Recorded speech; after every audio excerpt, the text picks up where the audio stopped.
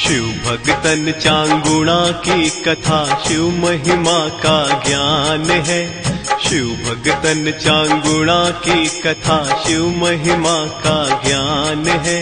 प्रभु वहाँ मिलते हैं भक्तों जहाँ त्याग बलिदान है, जहाँ त्याग बलिदान है। भोलेनाथ भोलेनाथ भोलेनाथ भोलेनाथ भोलेनाथ भोलेनाथ भोलेनाथ भोलेनाथ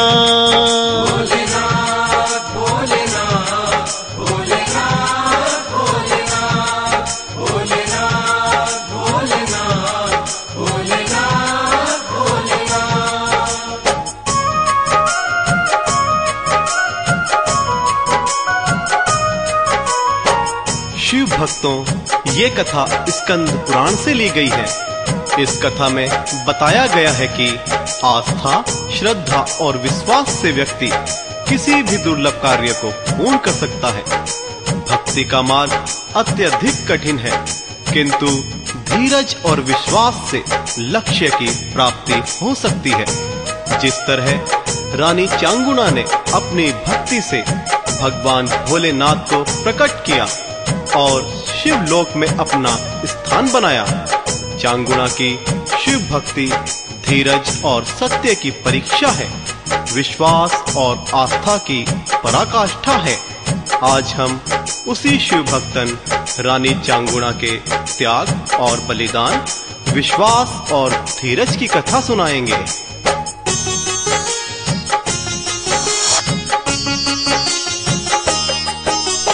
नारद मुनि त्रिकालदर्शी है, सब लोकों में जाते हैं। देव सभी आदर करते हैं, मुनि से सब सुख पाते हैं। एक बार कैलाश पधारे, देखा शंभु भवानी को। नारद सोचे समाचार कुछ दे दूं अवघड़ दानी को, दे दूं अवघड़ दानी को। जग में एक चांगुणा रानी, शिव की भक्त महान है। प्रभु वहाँ मिलते हैं भक्तों जहाँ त्याग बलिदान है, जहाँ त्याग बलिदान है।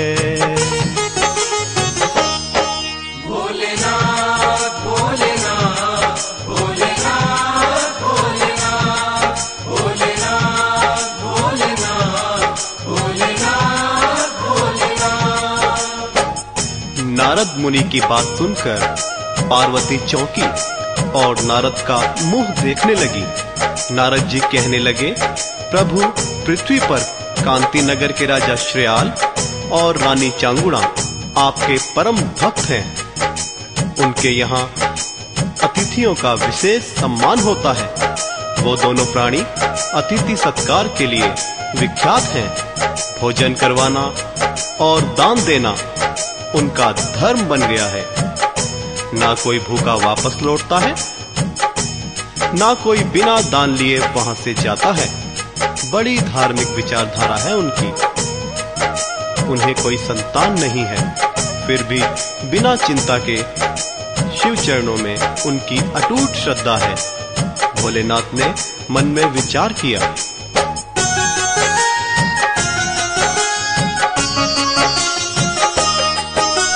नारद मुनि जो बता रहे हैं, चलो देख कर आते हैं।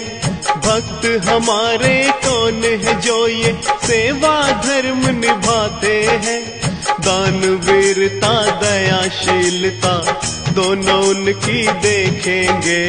भक्त हमारे सच्चे हैं तो हम उनका दुख हर लेंगे, हम उनका दुख हर लेंगे। शिव भगतन चांगुणा बांझ क्यों, ये भी कैसा विधान है। प्रभु वहाँ मिलते हैं भक्तों जहाँ त्याग बलिदान है, जहाँ त्याग बलिदान है। भोलेनाथ भोलेनाथ भोलेनाथ भोलेनाथ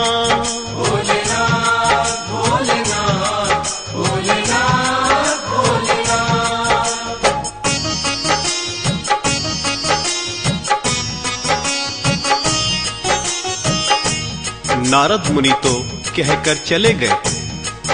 पार्वती चांगुणा की शिव भक्ति के बारे में सोचने लगी। भोलेनाथ आसन से अंतर्ध्यान हुए और भिक्षुक के रूप में कांति नगर में प्रकट हुए। द्वार द्वार जाकर भिक्षा मांगना प्रारंभ किया। नगर निवासी भिक्षुक को भिक्षा दे रहे थे। चांगुणा महल की छत पर खड़ी भिक्षुक को महल की ओर आते देख रही थी। वो छत से उतरी और भिक्षा की थाली लेकर द्वार पर खड़ी हो गई। चांगुणा भिक्षा देने के लिए आगे बढ़ी तो भिक्षुक 2 कदम पीछे हट गया। उसने अपनी झोली का मुंह बंद कर लिया और चांगुणा की भिक्षा लेने से इनकार कर दिया। तो चांगुणा ने पूछा,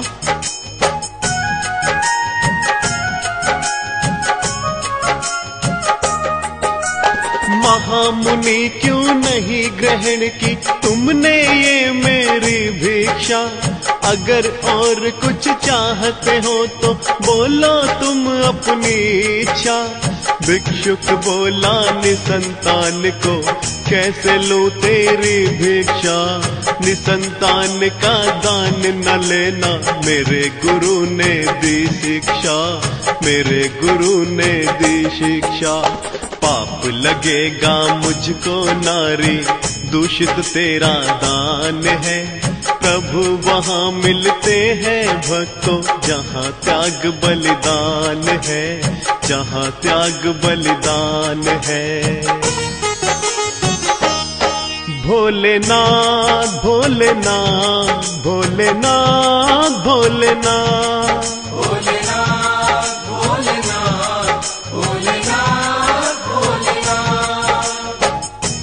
चांगुणा ने कहा, भिक्षुक महाराज, ये तो मेरा घोर अपमान है। मैं बांझिन हूँ, कोई हत्यारिन नहीं।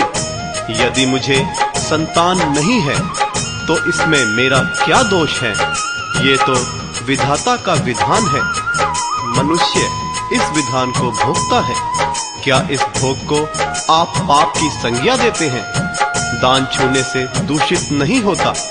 दोषों को दूर करने के लिए दान दिया जाता है। आप भिक्षुक लोग और साधु संत भी दान लेकर मेरे दोषों को दूर कर सकते हैं। क्या आप ऐसा नहीं करना चाहते? भिक्षुक चांगुणा की बात के सामने निरुत्तर हो गया। चांगुणा की तर्क बुद्धि ने उसे शर्म से पानी पानी कर दिया। भिक्षुक आगे बढ़ा और उसने अपनी झोली फैलाई। चांगुणा ने झोली में भिक्षा डाली। भिक्षुक ने झोली से एक फल निकाला और चांगुणा को देते हुए कहा, पुत्रवती भव। समय बीता, चांगुणा गर्भवती हुई।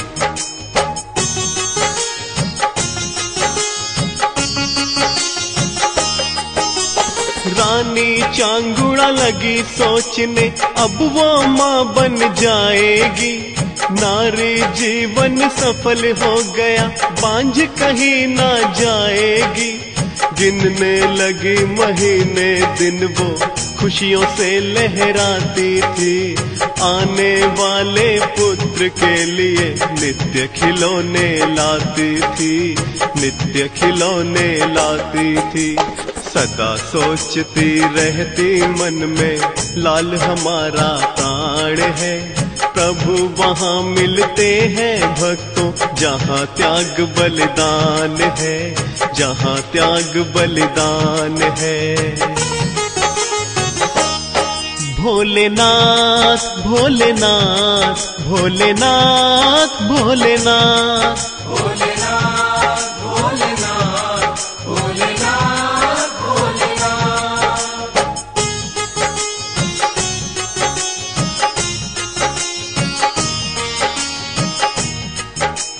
धीरे धीरे वो दिन भी आ गया। 9 महीने और 9 दिन बाद रानी चांगुणा की कोख से एक शिशु ने जन्म लिया। चांगुणा की कोख का कलंक मिट गया, कुल में उजाला हुआ। राजा श्रेयाल को अपना राजकुमार मिला। नगर में खुशियां मनाई गई। बच्चे का जन्म उत्सव बड़े धूमधाम से मनाया गया। ब्राह्मणों को भोजन और दान दक्षिणाएं दी गईं। मोतियों के थाल लुटाए गए। बच्चे का नामकरण कराया गया। बच्चे का नाम रखा गया चिलिया। समय बीता, चिलिया का लालन पालन होने लगा। धीरे धीरे चिलिया बड़ा होने लगा।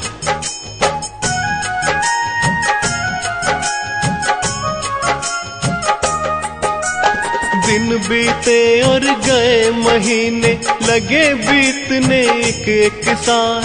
चिलिया चंचल चुलबुल हंसमुख, देख चांगुड़ा हुई निहाल। संस्कार सिखलाया माँ ने, शिव पूजन भी सिखलाया। चिलिया खेल कूद में नटखट, पढ़ना लिखना बतलाया। पढ़ना लिखना बतलाया। 5 साल का हुआ है चिलिया, नारद मुनि को ज्ञान है। प्रभु वहाँ मिलते हैं भक्तों, जहाँ त्याग बलिदान है।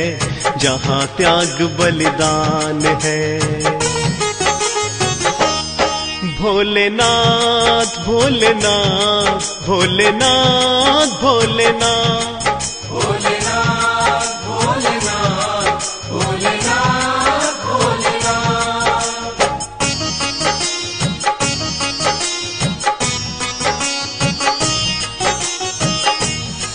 नारद मुनि घूमते हुए फिर एक दिन कैलाश पहुंचे। देखा कि पार्वती जी भोलेनाथ का पांव दबा रही हैं। नारद जी अत्यधिक प्रसन्न हुए। उन्होंने भोलेनाथ और मां भवानी को प्रणाम किया। पार्वती जी मन में सोचने लगी, बिना कारण नारद का आगमन नहीं हो सकता। अब की बार ये कौन सी आग लगाने आए हैं? पार्वती जी ने शिव चरणों की तरफ देखते हुए पूछा, कहो मुनिवर, शिव जी की कौन सी भक्तन सबसे बड़ी है? नारद ने पार्वती का हाथ शिव चरणों में देखा और उनके मन की बात समझ गए। नारद बोले, माते, शायद आप अपने आप को शिव की सबसे बड़ी भक्त समझ रही हैं, परंतु ये सत्य नहीं है। आपको बुरा तो अवश्य लगेगा, किंतु मैं तो सत्य ही कहूंगा।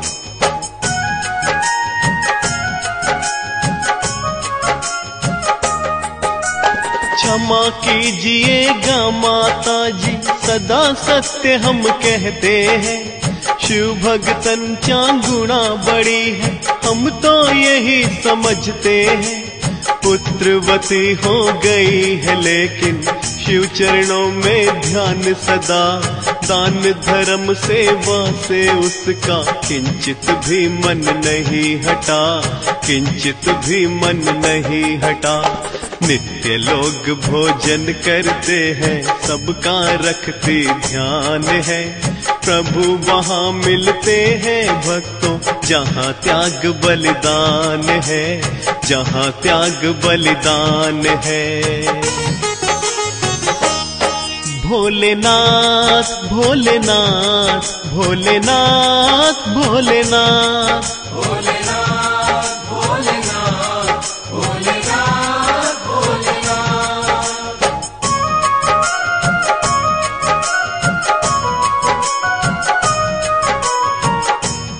पार्वती जी को नारद की बातें अच्छी न लगी। वो रानी चांगुणा की प्रशंसा सुनकर जल भुन गई और बोली, भोलेनाथ, ऐसा क्या है उस भक्तन में जो मुझ में नहीं है? मुझे इस बात का फैसला चाहिए। आप चांगुणा की परीक्षा लीजिए। नारद की बातें कहाँ तक सत्य हैं, शीघ्र पता चल जाएगा। अंतर्यामी भोलेनाथ मुस्कुराए, चांगुणा की परीक्षा लेने के लिए तैयार हो गए। नारद मुनि मन ही मन प्रसन्न हुए और प्रणाम करके चले गए।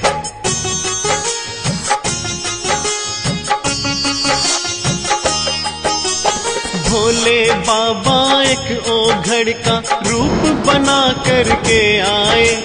नरमुंडों की माल गले में रूप भयानक दिखलाए। काले और कुरूप रूप पर काले कपड़े पहने थे, पाँव बेवाई फटी हुई थी, हड्डी के सब गहने थे, हड्डी के सब गहने थे। बम बम भोले ओघड़ बोले, द्वार खड़ा भगवान है, प्रभु वहाँ मिलते हैं भक्तों, जहाँ त्याग बलिदान है, जहाँ त्याग बलिदान है। भोलेनाथ भोलेनाथ भोलेनाथ भोलेनाथ भोलेनाथ भोलेनाथ भोलेनाथ भोलेनाथ।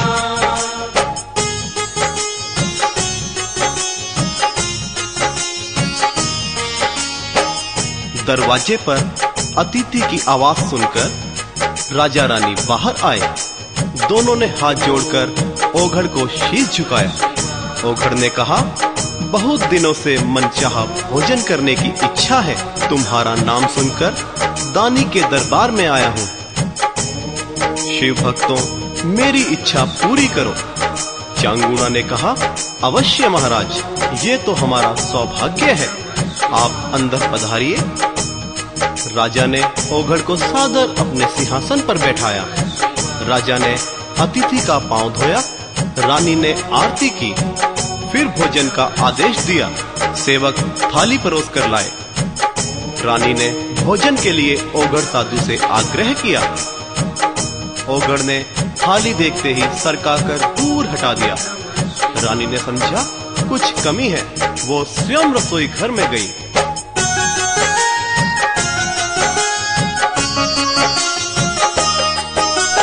अपने हाथ बनाए रानी व्यंजन नए नए पकवान, कोई कमी नहीं रह जाए, जी भर के खाए मेहमान।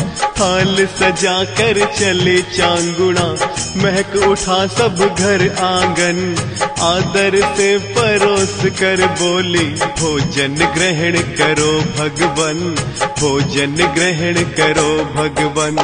आप हमारे द्वार पधारे, दिया आपने मान है, प्रभु वहाँ मिलते हैं भक्तों, जहाँ त्याग बलिदान है, जहाँ त्याग बलिदान है।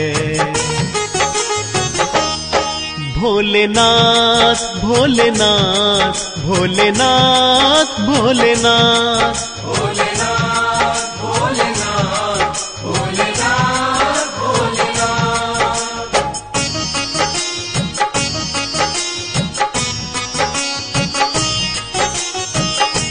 ओघड़ ने उस थाली को भी दूर हटा दिया और क्रोध से बोला, तुम लोग मेरा उपहास कर रहे हो। मैंने जो कुछ सुना था सब झूठ है। तुम लोग ढोंगी हो। तुम्हारा सारा प्रपंच अपनी ख्याति बढ़ाने के लिए है। तुम क्या अतिथि सत्कार करोगे? मनचाहा भोजन करवाने का वादा करके घास पात खिला रहे हो। धिक्कार है तुम्हारी सेवा और शिव भक्ति को। मैं भूखा ही चला जाऊंगा। और ओघड़ चल पड़ा।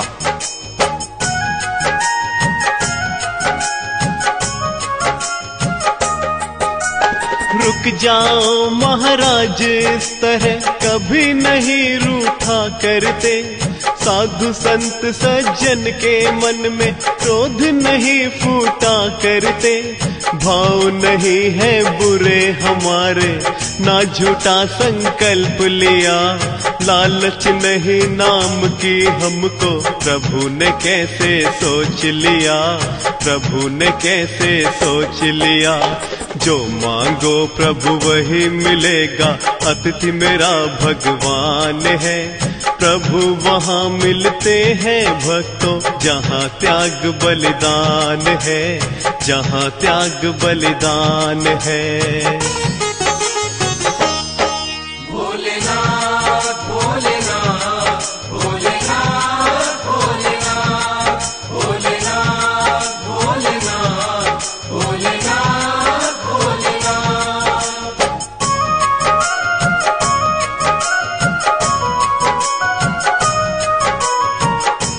राजा रानी की हट पर ओघड़ रुक गया और बोला, मैं अघोर पंथी ओघड़ साधु हूँ। मेरा भोजन मांस और मदिरा है। राजा ने कहा, महाराज, आप इतनी छोटी बात के लिए रूठ कर जा रहे हैं।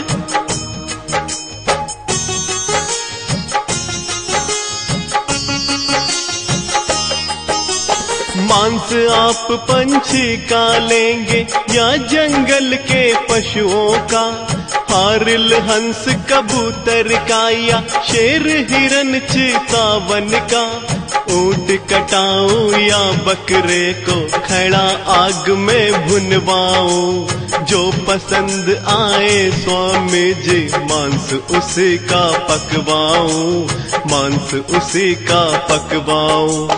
कोई कमी नहीं आज्ञा दो, सब मिलना आसान है।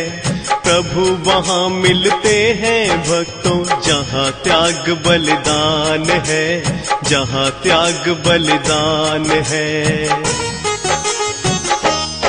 भोलेनाथ भोलेनाथ भोलेनाथ भोलेनाथ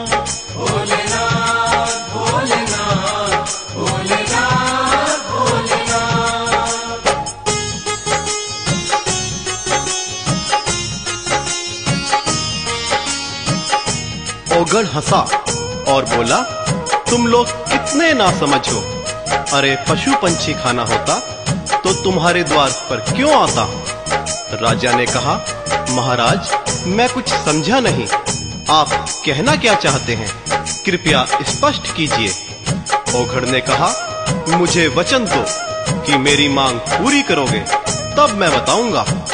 राजा ने कहा कि मैं शिव को साक्षी मानकर पूरे विश्वास के साथ आपको वचन देता हूँ, आपकी इच्छा पूरी करने में मैं कोई कसर नहीं छोड़ूंगा। ओघड़ बोला, मुझे नर मांस चाहिए, मुझे मनुष्य का मांस खिलाओ, तब मैं तुम्हें दानी समझूंगा। राजा रानी को ओघड़ की मांग असंभव लगी और उन्होंने कहा,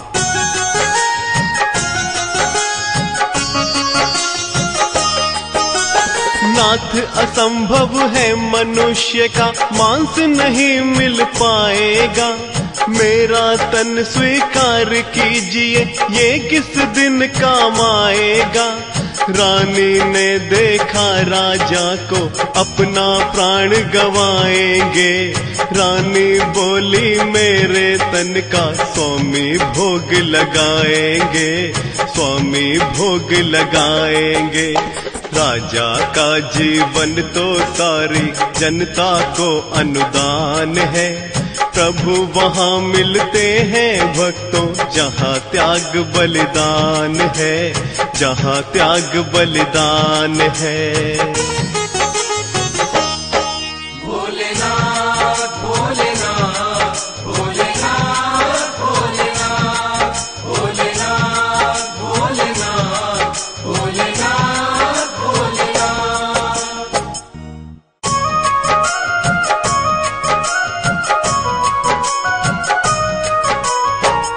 ओघड़ बोला, तुम लोगों का आपसी प्रेम देखकर मुझे प्रसन्नता हुई। राजन, मैंने भोजन तुमसे मांगा है, तुम्हारी प्रजा से नहीं। तुम प्रजा की धरोहर हो। मैं प्रजा की वस्तु का कैसे उपभोग कर सकता हूँ। रही रानी की बात, तो रानी एक नारी है और नारी जननी का रूप होती है। भला कोई अपनी माँ को कैसे खा सकता है। खैर कोई बात नहीं, तुम मुझे भोजन कराने में असमर्थ हो। चलो, मैं भूखा ही वापस लौट जाऊंगा, किंतु एक बात का ध्यान रखना, तुम्हारा संकल्प झूठा हो जाएगा, तुम्हारा अतिथि संस्कार कलंकित हो जाएगा। एक भूखे के शाप से तुम नष्ट हो जाओगे। राजा रानी ने हाथ जोड़कर कहा, महाराज, आप ही हमें कोई रास्ता बताएं। हमारे शरीर का भोजन करना तो आपने अस्वीकार कर दिया, अब आपकी इच्छा हम कैसे पूरी करें। ओघड़ बोला,